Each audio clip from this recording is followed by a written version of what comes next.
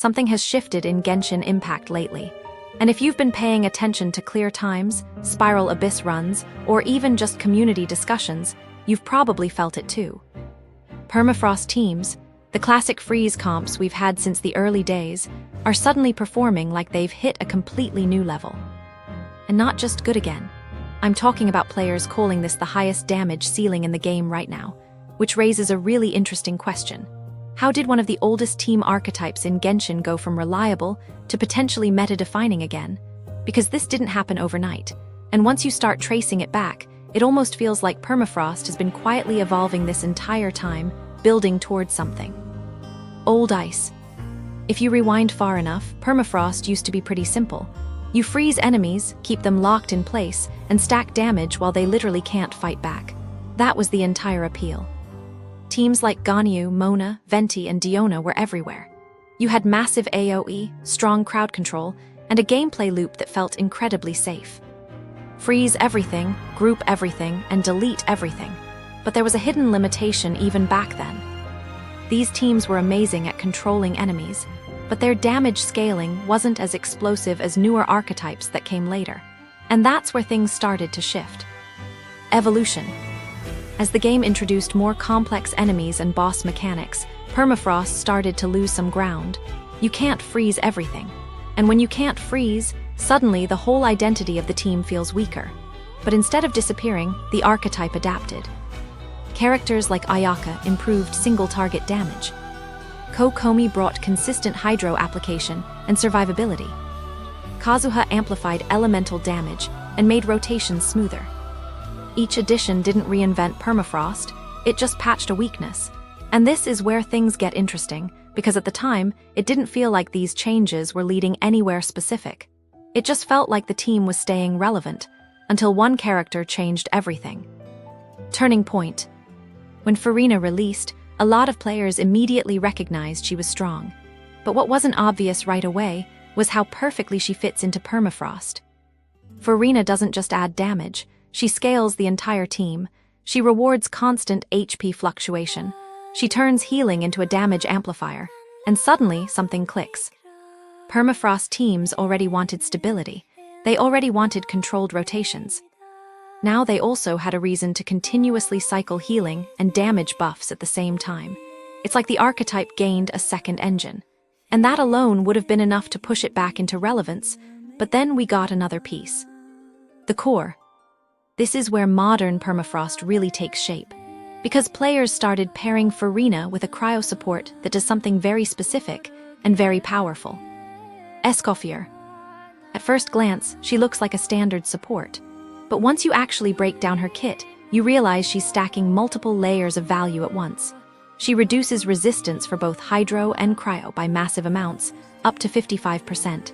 She provides healing, and she contributes to buff uptime in a way that lines up almost perfectly with Furina's mechanics. Now pause for a second and think about what that means.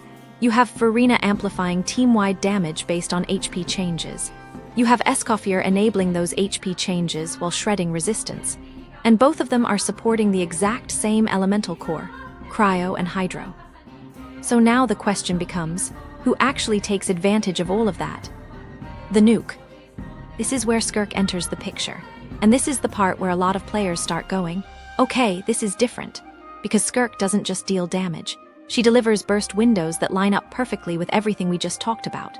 When you run Skirk alongside Furina and Escoffier, what you get is something players have started calling the Prime Permafrost team. And the reason it stands out isn't just raw numbers, it's how clean the rotation feels. You build everything up, Furina's buffs, Escoffier's resistance, shred, healing cycles, and then Skirk comes in and unloads during that window. It's not sustained pressure, it's controlled detonation. And once you see it in action, it starts to explain why clear times are dropping so fast. The loop. Now here's the part that really ties everything together, the rotation. Modern Permafrost teams are often built around a 15-second cycle, and that timing is not random. You start with Furina. Set up the buffs. Then transition into your support tools, healing, resistance, shred, hydro application. And by the time all of that is active, you swap into your main DPS. That's where Skirk, or whoever your carry is, takes over. Everything peaks at once. Damage bonuses, enemy debuffs, reaction uptime, all stacked into a single window, and then the cycle resets. Once you recognize that loop, it completely changes how you see the team. This isn't just freeze control anymore, it's a synchronized system. Variations. And here's where things get even more interesting. Because the core is strong, but it's also flexible. That fourth slot, it's basically a playground. You can run Yelan for more hydro pressure, Shenhe for cryo amplification, Rosaria for crit support. Even more niche picks can work depending on what you need. There are even hybrid setups where players bring in Neuvillette, either replacing Skirk or running alongside her. These are sometimes jokingly called intergalactic teams, and honestly, the name fits. Because at that point, you're not just freezing enemies. You're layering multiple high-scaling damage sources on top of each other, all supported by the same buff engine. And somehow, it still works. Big picture. So if you zoom out for a second, the bigger picture starts to come into focus. Permafrost didn't just become meta again, it was gradually built into this. Early versions gave it control. Mid-generation characters gave it consistency. Furina gave it scaling. Escoffier gave it amplification. And Skirk gave it a way to convert all of that into explosive damage.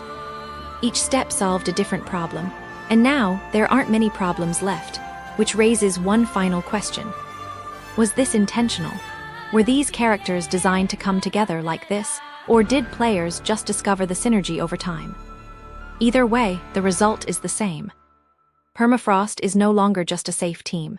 It's a top-tier damage engine with flexibility, consistency, and some of the fastest clears we've seen in a long time. Your take? So now I'm curious what you think.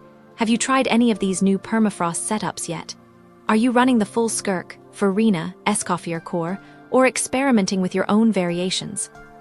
Let me know down in the comments what your current team looks like, and whether you think this is actually the peak of the meta, or just another step towards something even stronger.